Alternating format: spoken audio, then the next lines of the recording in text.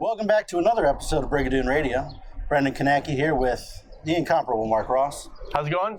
Mark, the view from Washington is obviously a little bit foggy today, and I don't mean the summer weather. We had some Democratic debates, and we're kicking off election season in stupendous style with 20 folks actually appearing on stage. What did you think of this first set of electoral combat? Well, I think it's interesting you brought up the weather. I mean, it is hot and steamy today here in D.C., which I'm sure it's hot and steamy with the Biden campaign. They can be none too pleased with Uncle Joe's performance. I think, quite possibly, I was telling you, I don't think you can win an election through a good debate, but you can certainly lose one. And he is on the back foot coming out of Miami, for sure. Well, you know, when you're the front runner, when you're on top, the only place to go is down. And obviously, Kamala Harris came out swinging. She was doing nothing. She was not going to go lightly into this debate. She had a plan, and she executed on it. Now, Kamala had a wonderful evening. It'll be interesting to see how her fundraising does. You know, we just ended the second quarter fundraising, which was last Sunday.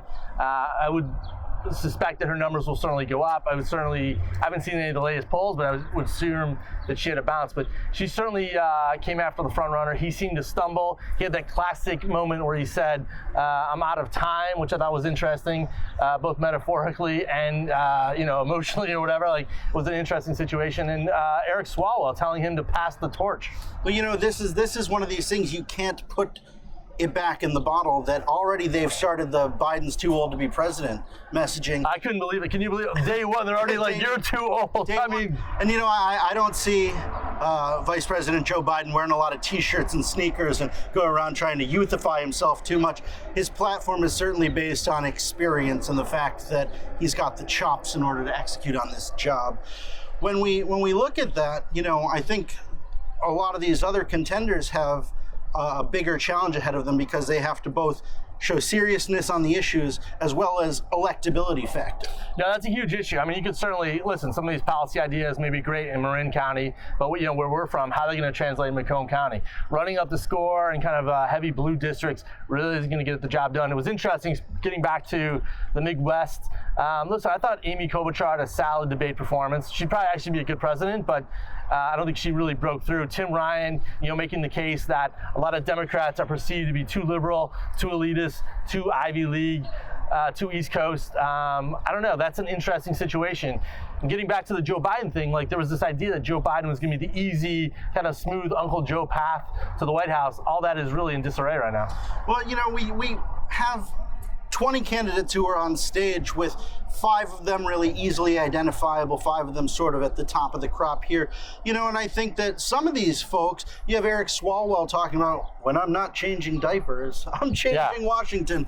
Well, you want to know, like, the question is, do people find that as actually identifiable, humanistic way of playing your character, or did it seem kind of like he was trying to leverage his own family as a path to the White House? Well, I think Eric Swalwell should change his campaign and get back to Congress. I mean, come on. Like, it's time to, like, the orange tie, come on, it's time to go. I think Swalwell, non-factor. You know, one of the big things that we saw here was that this was an opportunity for some people to bring themselves out of the pack and into their own identity.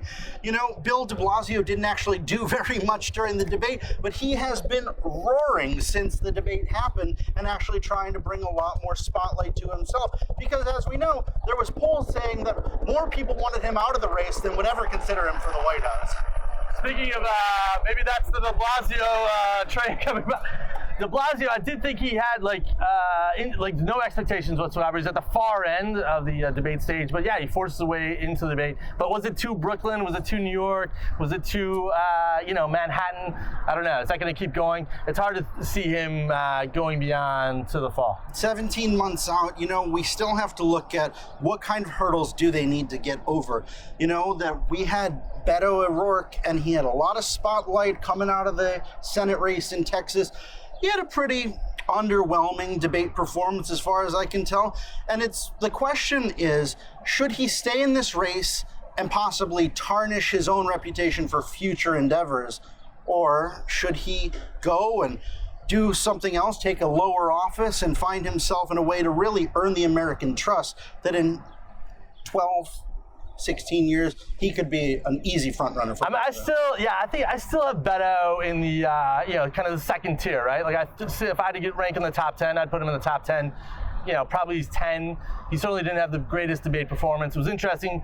Julian Castro went after him. There's some kind of Texas standoff there, which was kind of interesting. And also, it's a good reminder, hey, this is the big leagues. Like, these people really want this office. Running against a senator who's now well-liked in Ted Cruz, it can be pretty easy. But once you get to the big boy stage, people are going to take swings at you. And all intents and purposes, Beto doesn't look like he has it. Of course, I think he's got an opportunity to recover. You don't get a cover story on Vanity Fair without having some charisma and some interest from the Democrats. Well, but speaking of people who really came out and really used the debate to identify themselves, Marianne Williamson, possibly to some people the lowest of low end on this. She's a very kind of woo-woo guru for the for the Hollywood types, but Oprah's spiritual advisor. But there is perhaps no one other than Kamala Harris who got more conversation about them, and now Republicans are actually donating to Marianne Williamson to make sure she stays in this race. Reports of low-dollar donors from around the world sending Marianne Williamson $2 to $3 to keep her in the game. I mean, you couldn't make this stuff up.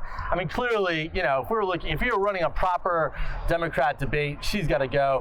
She has no place, but this is America. Anything is possible. So there she is, not only commanding the stage, but also increasing Google Trends and getting more money.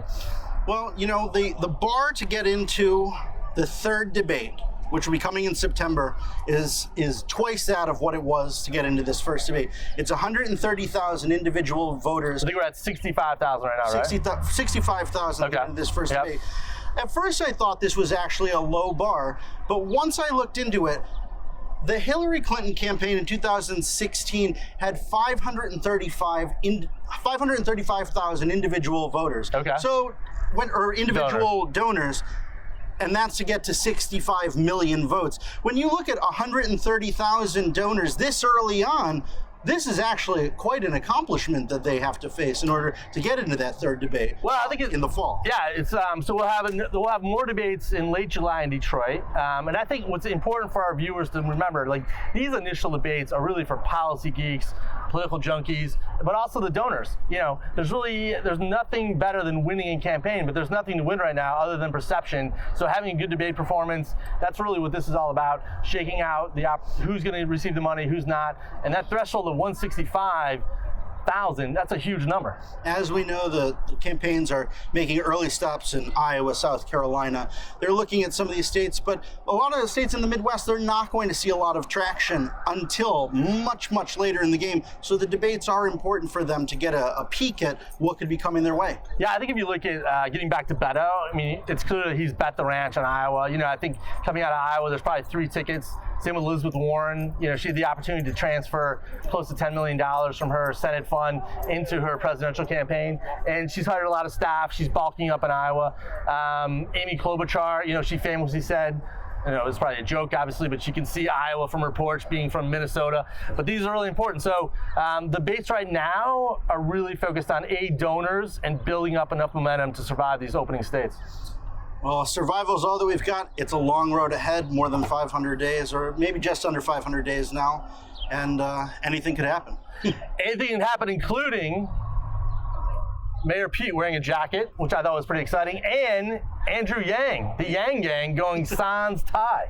Amazing. Andrew Yang didn't even know how to answer the question about his single standing policy on a universal income. Andrew Yang needs to go. Speaking of going, let's, who's your, right now, who's 3 that gotta go? Who's your top 3? I think that de Blasio's gotta go. De Blasio? I think Yang has to go. Okay. And I think actually Tim Ryan's gotta go. Tim Ryan, interesting. That's interesting. I would say who you want me? My 3 to go would be Marianne Williamson. It's just too zany, too weird. I think de Blasio's got to go. Delaney, and I would say Hickenlooper. I mean, the biggest news Hickenlooper has made, I didn't even know he was at the debate. The biggest news Hickenlooper made was that the fact that 3 of his staffers have quit this week. All right, who are your top 3 right now? Top 3 right now are definitely Mayor Pete. I think Joe Biden's got an opportunity, but it's got to be a very strategic one to look at how he fights the pack going forward here. And then I think Elizabeth Warren definitely took the time in that first debate and made the most out of it. Now, I think Joe Biden is there. I'm gonna say like, we got the Kamala, Elizabeth Warren. They're definitely right there. And then I think you got Mayor Pete for sure. I still think Beto's got some magic. Like, I always think about Santorum back in the day. I don't know if it was a 2016 race. Goes from 0, wins the Iowa caucus. Anything is really possible. Maybe he has a resurgence. Interesting. Neither one of us have mentioned Bernie Sanders. Bernie. Was he even there? Is it 2016 still? Well, is it too late for Bernie, Mark? Is it too late for Bernie? It may be too late for Bernie. It's certainly too late for us. We'll be back. I don't know. When it's cooler. We'll see.